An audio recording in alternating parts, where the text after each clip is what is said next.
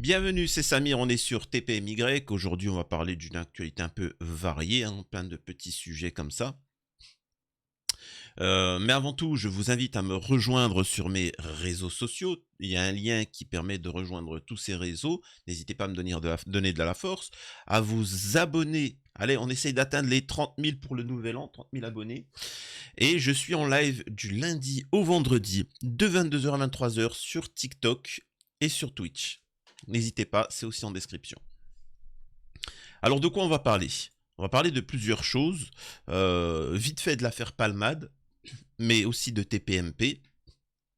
Pour rappel, TPMP, qui est une émission tribale, il ne s'agit pas de contester le fait que, par tribalisme, ils se sentent proches de Tsahal.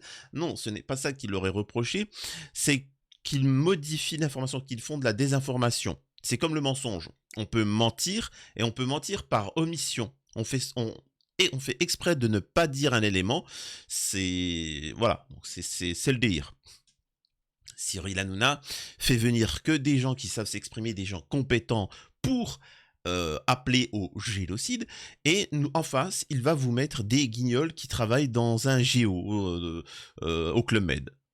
Alors vous avez pu voir ce Nasser qui vous explique que hey, machin, vous avez mangé un couscous de travers. Oh, je l'ai bien envoyé. On est en train de parler d'un génocide, on n'est pas là pour rigoler.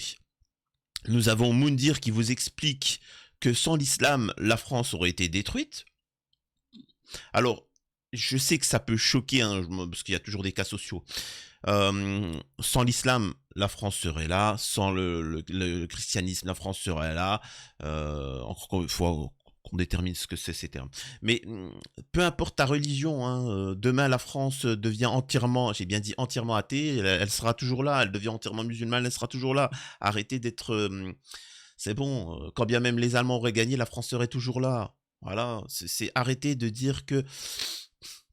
Et puis surtout que c'est ignoble ce qu'il est en train de dire. Oui, mais pendant la Deuxième Guerre mondiale, on a... Oui, si tu veux. Si tu veux. Voilà. Arrête de te victimiser. Tu sais, le mec, on est en train de lui parler de génocide, on lui parle de machin, il dit quoi? Ouais, mais mon ancêtre, il a aidé le tien. T'en fous. T'as pas compris ça montre bien qu'ils n'ont pas compris ce qu'ils ont en face. En face, c'est pas un débat qu'ils veulent, c'est un génocide. À ce moment-là, je suis désolé, je vous ai toujours dit qu'il fallait se mettre à la table, discuter pour éviter la guerre civile et ainsi de suite. Mais quand on est lié, les gars, faut y aller. Tu n'as plus, arrête de débattre. On n'en est plus à débattre. Excusez-moi de dire ça. Et moi, je vous le dis, prévoyez le plan B. Parce que pour moi, on y est déjà. Pour moi, le débat, il est minime, tu vois. Mais pour moi, c'est fini. C'est-à-dire qu'on y va à la guerre, on y va à la guerre. Pour moi, c'est fini. Faut oublier. Bref. Et je vais vous montrer Fabrice Divisio, qui est un homme entier, et qui a fait... et qui prend, entre guillemets, un peu parti, enfin pas parti, mais qui appelle à la paix. En fait, c'est le pauvre, il se fait menacer de tous bords parce qu'il appelle à la paix. Et, non, les mecs, doucement, là, faut appeler un cessez-le-feu. Et après, le pauvre, il connaissait pas trop TPMP. J'ai connu TPMP plus à cheval sur la contradiction. Emmanuel Macron appelle à un cessez-le-feu à Gaza. Jordan Bardella et Cyril Hanouna ne sont pas d'accord avec lui et expliquent pourquoi en direct. Voilà. C'est-à-dire que... Et j'aime bien aimé parce que c'est le... Attends, c'est où? Voilà. C'est juste milieu qui dit « Moundir devient historien chez TPMP. Demander un cessez-le-feu est mal vu. Le ministre de la Justice au tribunal. Brigitte Macron dans les écoles pour parler harcèlement. C'est toujours interdit de dire que c'était mieux avant. Voilà ce qu'est devenu la France. Nous avons aussi, petite parenthèse, Béatrice Rossen qui a une haine viscérale des musulmans et qui fantasme un monde sans aucun musulman. Essentiellement parce qu'elle explique qu'elle est, je crois, mariée, enfin, elle est proche de la communauté juive et soi-disant chrétienne. Alors, juste une question de Béatrice Rossen. Plutôt que de t'occuper des musulmans, est-ce que tu n'aurais pas plutôt pu t'occuper de ta grand-mère que tu as laissée crever dans un EHPAD et qui n'avait rien à manger, qui souffrait, qui appelait à l'aide, et tu lui disais, faut des musulmans. Je vous assure que c'est une histoire vraie. Elle l'a racontée sur TPMP. Elle a dit, elle a pleuré. Elle a dit qu'elle payait de l'argent dans un EHPAD et que sa grand-mère se plaignait. Elle souffrait parce qu'elle n'avait rien à manger. Elle n'avait même pas de PQ pour se laver, etc. C'était ignoble. Mais qu'on pouvait rien faire parce qu'elle était occupée. Et c'est ça qui va m'apprendre, moi, que je mérite pas d'être sur Terre. Sacré Béatrice Rossen. Voilà. Bref. Ensuite, c'est quoi que je voulais vous montrer? En ce moment, il y a une vague de critiques concernant les propos de Moundir. Je vous avais montré hier cette séquence-là. Je vous invite à voir mes anciennes vidéos. Pas vous faire un récap de tout. Et je vous avais expliqué en quoi c'était malsain. Moundir a un rôle là. Il a un rôle. Et je vous avais expliqué c'était quoi ce rôle. Et ça s'avère vrai. Tout le monde lui tombe dessus. Pas vraiment sur Moundir, mais sur sa pseudo-islamité. Regardez ce que les musulmans disent. Eh ben tiens, dis donc. Parce que c'est volontaire. C'est fait pour vous monter les tensions. D'ailleurs, qu'on met quelqu'un qui s'exprime posément, oui, mais tu sais, je suis pour que ça, la meilleure armée du monde, Israël d'ailleurs, est l'apogée de l'humanité, et la France est derrière là pour nous soutenir et machin. Et t'as dire, vas-y, ouais, l'islam, sans nous, les Français, tu vois. Et en fait, je vous avais déjà dit plusieurs fois, tout le temps, je vous le dis d'ailleurs, et vous aurez l'impression mais en fait, il dit de la merde, le mec. Et c'est ça. Donc là, vous pouvez voir sur les réseaux sociaux, tout le monde tombe sur Moundir et machin, etc. Bref. Fabrice Divisio, comme il dit, l'âne et le bœuf dans une étable. C'est bientôt Noël. On a fait une répétition de la crèche vivante. Cherche toujours la Sainte Famille d'ailleurs. Voilà ce qu'il en est. Voilà ce qui vous emmènera à la guerre. Retenez bien ça. Vous pensez que c'est une blague? C'est pour ça que parfois il y en a qui me disent ouais, mais tu parles plus de cette affaire-là, Émile ou machin. T'inquiète pas, on va y venir. Mais j'aimerais quand même vous montrer le marqueur de ce qui va vous amener à la guerre prochainement. Vous pensez que je rigole? On verra. On verra. Est-ce que je me suis trompé une fois depuis le début? Ah, mais comment tu sais? Bah parce que j'analyse. Vous allez aller à la guerre. Et croyez-moi que ces deux gens-là, ces deux personnes, en sont les deux faces d'une pièce. Hein. Alors elles sont différentes, mais elles font partie de la même pièce. Tu vois. On comprendra qui pourra. Il y avait quoi d'autre? Là, on va rentrer dans le vif du sujet aussi, concernant bah alors, vous allez voir. Abdelali Mamoun, imam de la Grande Mosquée de Paris sur RMC. Où sont ces 1200 et quelques actes antisémites? Et là, on rentre dans le vif du sujet, dans le concret. Écoutez. Oui, mais les Juifs ne sont pas les seules victimes. Aujourd'hui, et c'est le ministère de l'Intérieur qui le dit, ce sont les actes antisémites qui prennent les Juifs pour cible, qui explosent. Il y a 1240 actes qui ont été dénombrés par le ministère de l'Intérieur. Bah, parlons-en de ces actes antisémites. Pourquoi on n'en parle pas à la télé? Moi, j'aimerais bien. Bah, écoutez, je comprends pas ce que vous voulez dire. Bah, où sont ces 1200 et quelques actes antisémites qu'il y a en France? Pourquoi moi, j'aimerais bien qu'on les dévoile pour que nous puissions être véritablement solidaires et sensibles à cette question. Vous laissez entendre que les chiffres, les chiffres non, sont je ne dis pas qu'ils sont faux, mais elles ne sont pas dévoilées, ils ne sont pas apparents. Moi, j'aurais voulu qu'on dise, voilà, telle synagogue a été profanée, tel cimetière a été profané, tel individu de confession juive a été agressé ou a subi des menaces verbales. Et là, il pose un truc concret et que le français ou les gens les informations qu'on vous apporte avant de juger et de prendre décision sur l'information, qu'est-ce qu'il en est, commencez déjà par savoir si l'info est vérifiée. Qui vous apporte cette information? Il faut savoir que ces actes antisémites ne sont pas rapportés par la police, mais par des associations communautaires. Ensuite, au-delà de ça, c'est quoi un acte antisémite? Vous allez me dire, c'est débile. C'est simple. Ça n'a pas la même gravité. Quelqu'un qui dit une insulte, tu vois, mais est-ce que c'est un acte antisémite? En soi, oui, une insulte. Mais est-ce que ça doit être comptabilisé? Je sais pas. Moi, j'en subis, honnêtement, des actes racistes presque tous les jours. C'est tous les jours, c'est quotidien, on est en France, faut pas déconner. Mais après, on vit. Mais c'est quoi? Mais vous savez pourquoi, en fait, ce qu'il est en train de dire, cet imam-là, il est en train de dire que pourquoi on ne les montre pas? Est-ce que cette histoire des tags d'étoiles de David, là, les centaines et centaines d'étoiles de d'étoiles de David, censées être fait par des musulmans, etc., est-ce que c'est comptabilisé comme un acte ou comme pour chaque étoile, c'est un acte antisémite? Au-delà de ça, on a pu se rendre compte que ils ont parlé de cette affaire, on s'est rendu compte que c'était fake. Ils ont parlé de cette femme qui s'était fait planter, on s'est rendu compte que c'était fake. La fille du RER, c'était fake. Ce rabbin qui s'était fait aussi planter, c'était fake. Donc en fait, il est en train de vous dire, s'il vous plaît, montrez les affaires, comme ça on pourra débunk, voir si c'est vrai ou si c'est faux, et on verra ce qu'il en est. Est-ce que c'est antisémite de dire ça, de pouvoir avoir des vérifications? Est-ce que c'est antisémite? Non? Je sais pas, je demande. Et mais bon. Par contre, on parle pas de tous les autres actes qu'il y a concernant les catholiques, concernant tout le reste de la population, tu vois. J'ai envie de te dire, les plus gros actes racistes, ce sont ceux qui sont faits sur la population de base, quand même. Hein. Je peux vous le dire. Hein. On morfle. Et on nous écoute pas, tu vois. Et quand on a le malheur de sortir dehors, pas pour faire une marche contre le, comment on appelle ça, l'antisémitisme, mais une marche pour la vie qui est chère, qu'est-ce qu'on fait? On nous reçoit à coups d'LBD, on fait exploser des yeux et des mains. C'est vrai ou c'est faux?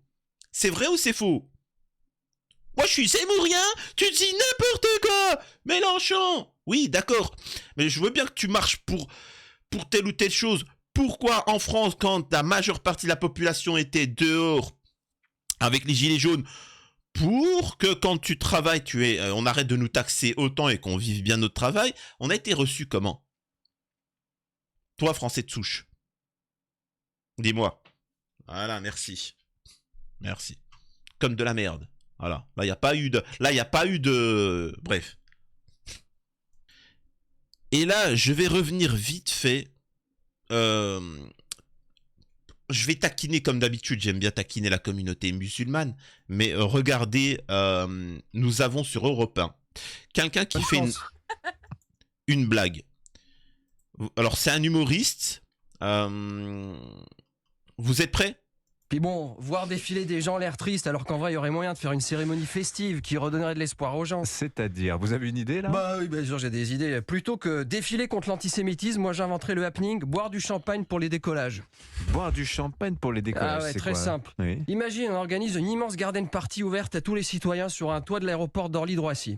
À un moment, t'amènes sur le tarmac devant une flotte d'Airbus A380 en habit de gala, hein. Donc tenue des Dalton, boule aux pieds. Tout ce que la France compte de fichiers S, délinquants multirécidivistes, OQTF, antisémites, porteurs de jogging casquette californien, tu vois tout ce que je veux dire. Franchement, toute la confrérie des petits anges. Les petits anges, c'est un terme utilisé par l'extrême droite pour désigner tout ce qui est noir, arabe, machin, etc. Et je vous l'ai déjà dit, fichier S, ce n'est pas grave d'être fichier S. Hein. Et moi, je fais partie de ceux qui considèrent que vous êtes tous fichiers S. Vous êtes tous fichés. La personne qui pense qu'il n'est pas fiché, vous êtes vraiment, mais vraiment débile à un niveau stratosphérique. Si vous pensez que toute la population n'est pas surveillée, alors oui, c'est fait informatiquement, automatiquement. Mais c'est... Tu sais, tu prends ton téléphone, tu dis un peu trop de mots-clés, l'ordinateur te dit bon, celui-là il a dit trop de mots-clés, et tu ressors du lot et il te surveille un peu plus, etc. Mais vous êtes tous fichés, les gars. Bref. Et donc là, ce qu'il est en train de dire, vous savez, il a glissé terreau, extrémiste terreau, au QTF, et quelqu'un qui porte une casquette. Quand je vous dis... Et à vous les musulmans qui avez donné de la force à tous ces gens-là, parce que c'est essentiellement des musulmans. Hanouna, s'il en est là, c'est grâce aux musulmans, c'est grâce aux mosquées, tu vois, de France. Et je rappelle, hein, moi, ils me sont suffisamment tombés dessus, on me dit, oui, mais Samir, tu devrais pas répéter là-dessus. Ouais, non, j'ai le droit de vous rappeler que vous aviez eu tort, et qu'en tant que tel, faut présenter ses excuses et aussi se taire et suivre le mouvement. Suivre ceux qui avaient raison. Tu vois. Donc là, il est en train de... C'est bon, c'est-à-dire que tous ceux qui portent une casquette, les wesh-wesh, etc. Et on écoute la suite. Hop, tu me charges tout ça dans la soute, direction plein sud, une escale à Cayenne pour les nationaux, et là je pense que d'un coup, il y aurait moyen de transformer une forme de désespoir en grande fête républicaine. Et en plus, je suis sûr que ça aura une vocation pédagogique pour toutes celles et ceux qui auraient encore envie de faire les cons dans ce pays. À vous penser. Mais disons que la perspective pour un petit ange, que son prochain rodéo urbain, ça consistera à zigzaguer entre des figuiers de barbarie sur un bourricot qui boite. Je veux dire, la perspective pour un petit ange que pour revoir à nouveau une vitrine de Foot Locker, il faudra un billet d'avion, un visa plutôt que de passer une barrière de métro. Il y a des chances qu'il commence à faire de la réflexologie mentale. Bonne chance. L'Arcom ne fera rien. TPMP n'en parlera pas. C'est d'une extrême violence, c'est raciste. En attendant, dans ces pays, là, dans le sud, comme tu dis, ils ont l'électricité le soir, tu vois. Il y a des lampadaires, ce qu'il n'y a plus en France. En France, on coupe l'électricité. Enfin bref.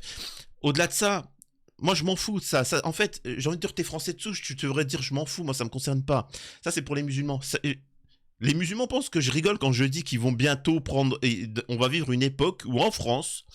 Et en France, ne me dites pas... Ouais, non, peut-être qu'en Amérique du Sud, en Corée du Nord... Non, en France, il y aura des camps pour prendre des douches uniquement dédiés aux musulmans.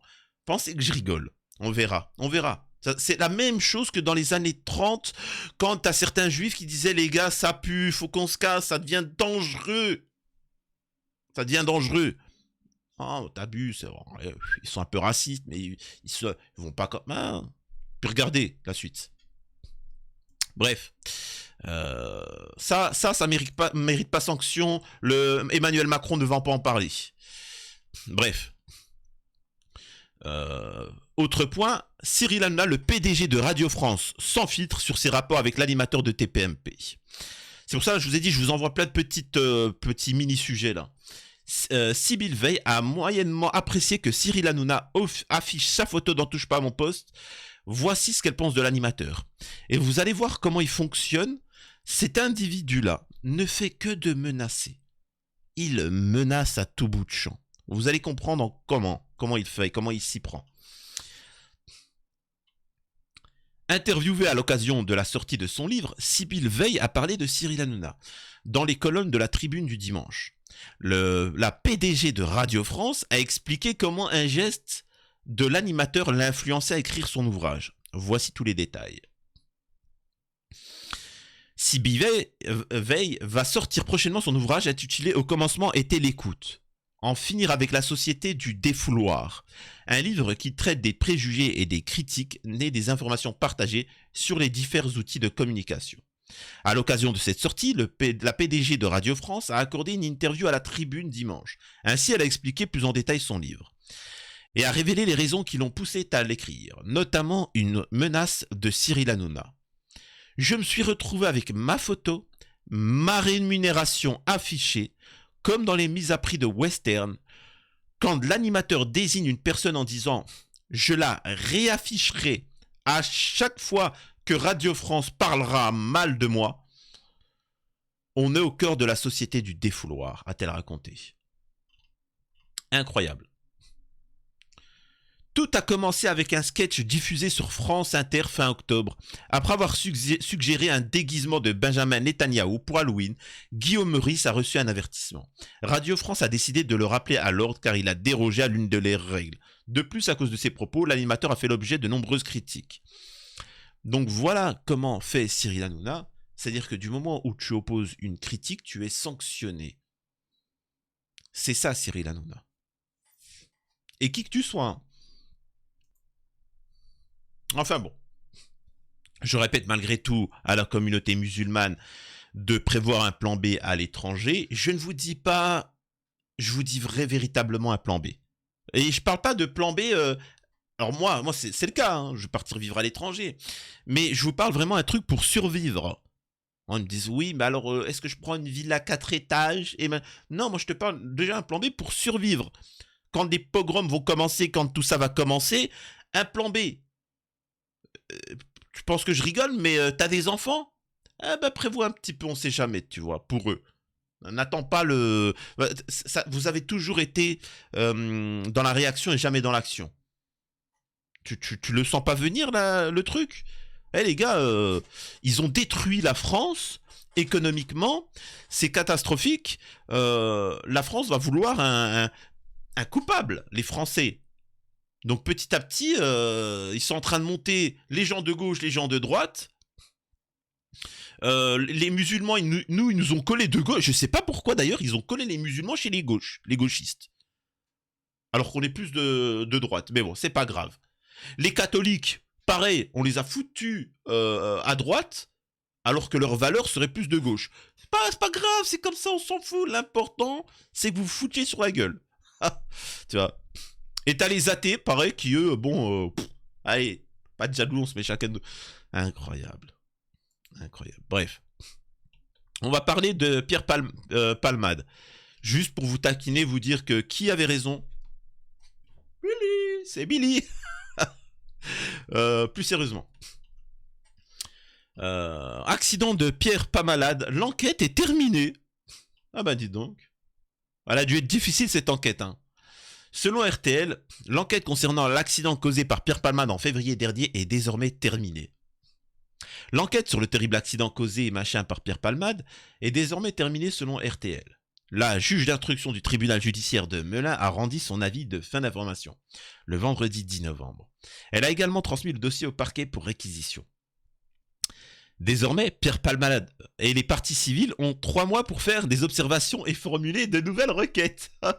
Je suis prêt à prendre ce que vous voulez. Alors c'est dommage, on n'a pas un membre de la famille des victimes. Mais je peux vous assurer que les victimes ne sont pas au courant. Ils ne sont pas au courant qu'ils ont 3 mois pour faire appel de ce qui se passe. Ils ne sont pas au courant. Parce que leur avocat s'en balèque total. C'est ce qu'on appelle un avocat médiatique. C'est-à-dire qu'il prend des affaires qui font le buzz, il apparaît, grâce au fait qu'il apparaît, s'il remplit son carnet d'adresses, l'affaire, il la délaisse. Et après. Mais bon, encore une fois, j'avais énormément prévenu la famille des victimes qui devaient se bouger et changer d'avocat, ça n'a pas été fait. Voilà, là je leur avertis que quand même cette information, au cas où. Le parquet dispose du même temps pour prendre ses réquisitions et décider s'il renvoie l'humoriste devant un tribunal.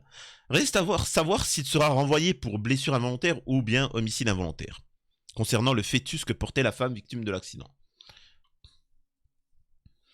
Qu'a dit Pierre Palmade, on s'en fout, machin, etc. Voilà, c'est pas ça, ça m'intéresse pas.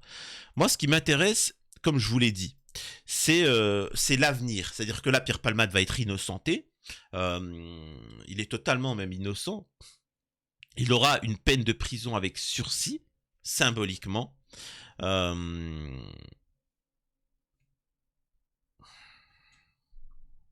Mais j'avais raison, regardez comment ça fonctionne.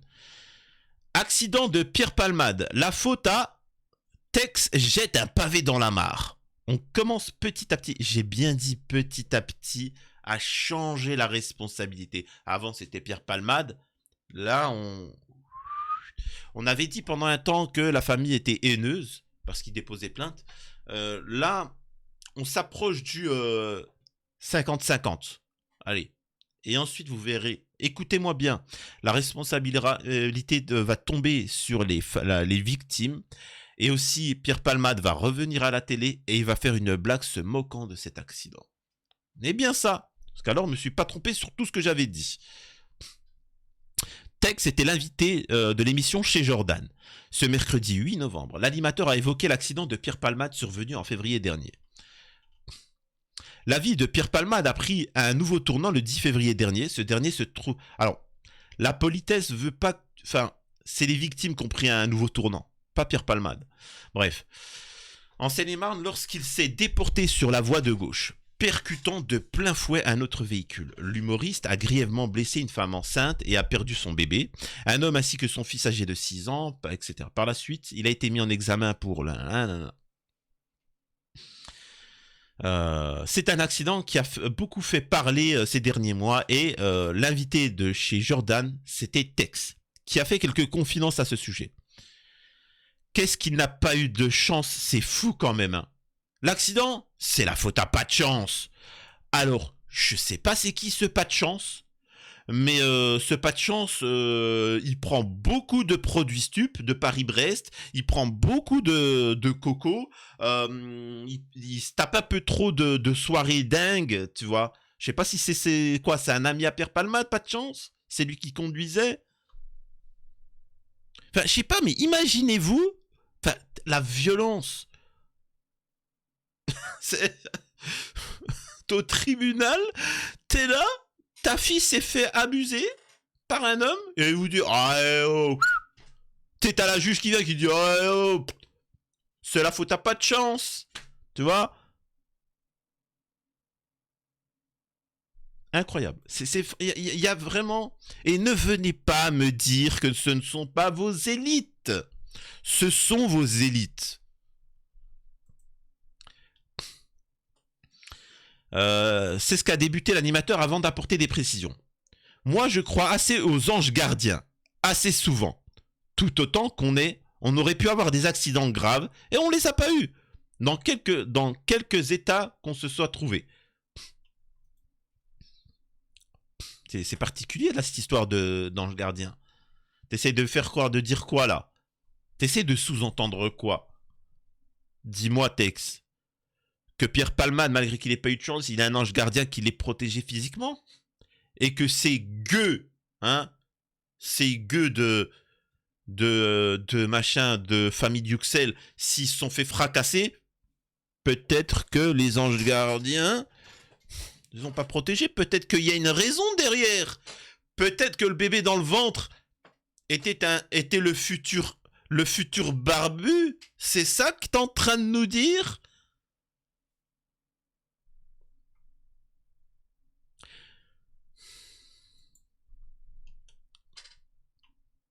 Bref, face à Jordan Deluxe, l'animateur avait des choses à dire. Il a notamment révélé avoir déjà joué avec le feu. Moi, il y a des tas de fois où je suis rentré et je n'aurais peut-être pas dû non plus.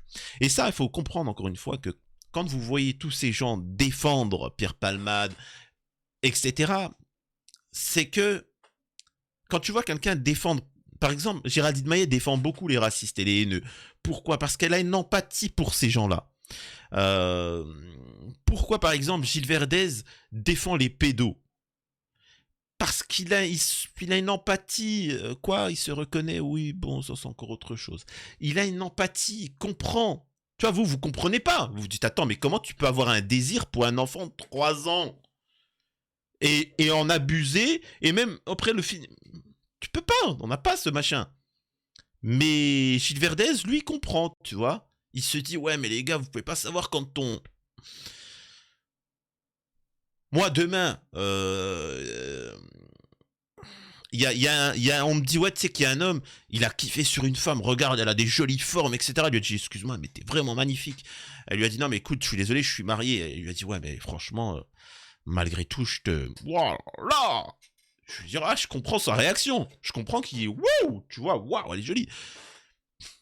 Je suis en empathie avec lui, je sais ce que c'est quand tu trouves quelqu'un de magnifique. Vous aussi, mesdemoiselles, quand vous rencontrez un homme qui est magnifique, vous dites waouh. Bon, tu ne le dites pas comme ça, mais tu sais, ben faut comprendre que chez certains, comme Gilles Verdez, il arrive à comprendre que quand on voit un enfant de 2 ans, nous quand on voit un enfant de 2 ans, on est c'est trop mignon, il est trop beau, tout ça, etc. Tu vois, on va faire des trucs comme ça. Lui, il a d'autres sentiments, etc. C'est particulier, c'est comme ça. Et c'est pour ça, faut pas... On n'est pas là pour débattre. Il faut qu'il y ait des sanctions, point. Je suis pas là pour débattre, je m'en fous. J'ai pas envie que tu me racontes pourquoi, comment, que tu me justifies ton truc. Non, non, casse-toi. Bref. Lui, il n'a pas eu de chance, hein.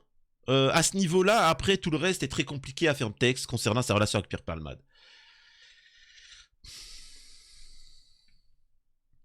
Voilà, c'est juste affaire de pas de chance. Voilà. Sacré pays quand même. Vraiment, hein, malgré tout, hein, vous pouvez voir que la majeure partie de la population ne suit pas les médias, ne suit pas les politiques.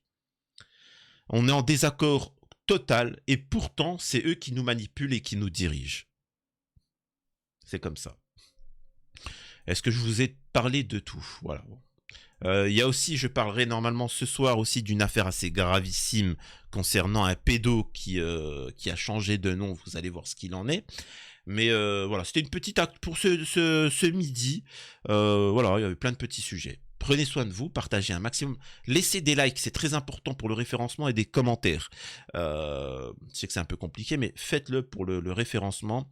Et on se retrouve ce soir sans faute pour une petite vidéo et un petit live. À la prochaine. Prenez soin de vous.